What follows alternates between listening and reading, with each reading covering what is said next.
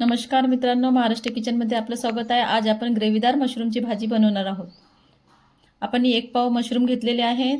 मशरूमला छान साध्या पाण्याने धुवून घ्यायचे आहे आणि मग साध्या पाण्याने धुतल्यानंतर त्याचे पाणी काढून घ्यायचं आणि मग त्याला थोडंसं कणिक लावायची।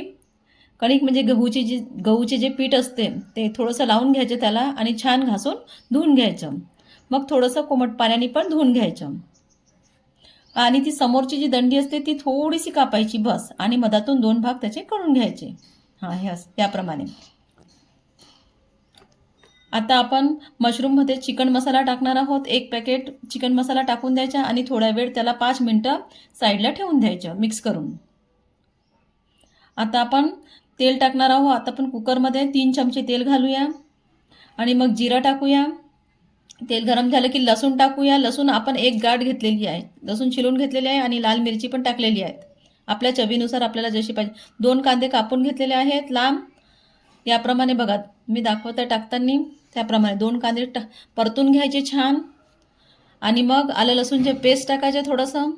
त्याला पण छान मिक्स करायचं। छान हलकंसं ब्राऊन होऊ द्यायचं, जास्त होऊ द्यायचं नाही।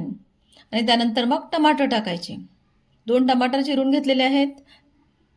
बारीक टमाटर चिरून घेतलेले आहेत। ते छान मिक्स करायचे। मग नमक टाकल्याने ते लवकर होतात म्हणून थोडं मीठ घालायचं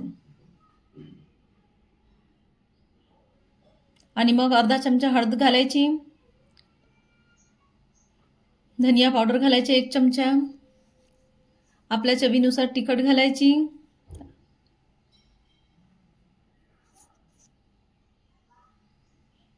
एक चमचा तिखट घातलेली आहे। बघा ते किती छान होत आहे। आपल्याला ज्यानुसार तिखट पाहिजे त्यानुसार टाकायची आणि 1 चमचा मसाला घालायचा, गरम मसाला, आणि ते त्याला छान होऊ द्यायचं आणि मग थोडीशी कस्तुरी मेथी टाकायची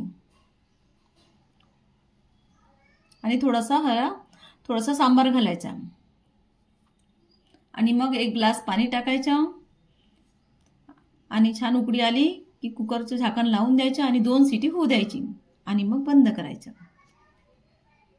आता कुकरचं झाकण लावायचं। 2 शिटी झाली की मग बंद करायचं। आता एका कढईमध्ये 1 चमचा घी टाकायचं, आपल्याला ज्यानुसार पाहिजे त्यानुसार, आणि मग जे मशरूम आपण मसाल्यामध्ये टाकलेले होते ते मशरूम थोडेसे फ्राय करायचे कढईमध्ये। बघा हे झालेले आहेत।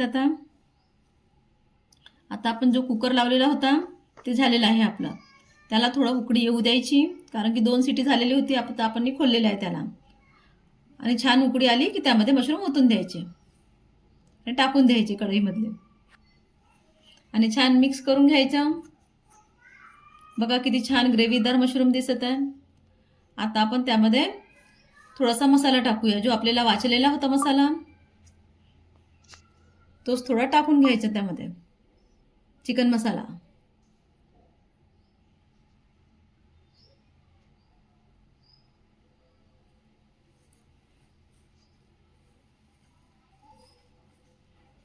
आता आपण त्यामध्ये थोडंसं घी टाकायचं।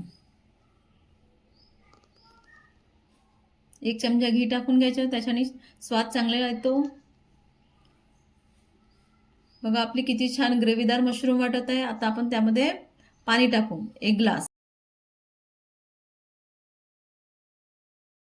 आणि त्याला छान होऊ देऊया आणि मग कुकरचे झाकण लावून घेऊया आणि त्याला पण 2 शिटी झाले की आपले मशरूम तयार होतील।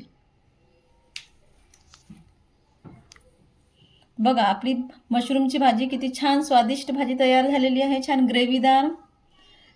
मशरूमची भाजी छान आवडली असेल तर लाईक आणि सबस्क्राईब करायला विसरायला नको।